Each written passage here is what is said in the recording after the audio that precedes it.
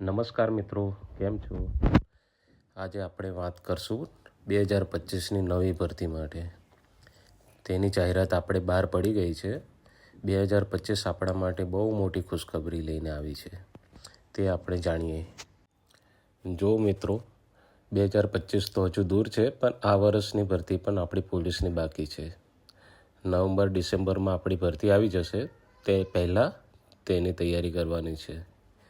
એટલે પહેલાં સંપૂર્ણ મહેનત આ વર્ષની ભરતી પર આપણે કરવાની છે, બરાબર? ચાલો તો હવે વાત કરીએ 2025ની પોલીસ ભરતી વિશે. કયા ટ્રેડમાં કેટલી ભરતી આવવાની છે તેના વિશે.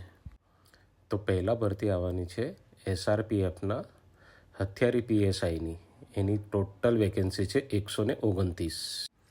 પછી છે બીજી ભરતી વાયરલેસ PSIની. તેની ટોટલ વેકેન્સી છે 126.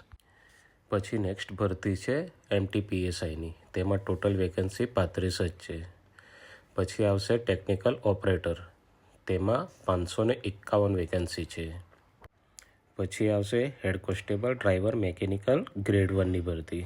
તેમાં 45 વેકેન્સી છે. પછી છે મોટર ટ્રાન્સપોર્ટ સુપરવાઇઝર ગ્રેડ 2ની ભરતી. તેમાં 26 વેકેન્સી. પછી શરૂ થશે head constable driver mechanical grade 2. તેની ટોટલ વેકેન્સી 135 છે. પછી આવવાની છે પોલીસની સૌથી મોટી ભરતી, બિન હથિયારી પોલીસ કોન્સ્ટેબલ. તેની ટોટલ વેકેન્સી છે 2718. હથિયારી પોલીસ કોન્સ્ટેબલની વેકેન્સી આવવાની છે 3010. તેના પછી આવશે SRPFના હથિયારી પોલીસ કોન્સ્ટેબલ. તેની ટોટલ વેકેન્સી છે 3214. પછી ભરતી આવવાની છે જેલ સિપાહીની. તેની વેકેન્સી 300 જેટલી છે. તે માત્ર પુરુષો માટે રહેશે. 31 વેકેન્સી છે જેલ સિપાહી મહિલા સહિતની વિવિધ જગ્યાઓ માટે. તો મિત્રો, હવે આપણે તૈયારી ફૂલ જોશમાં કરવાની છે.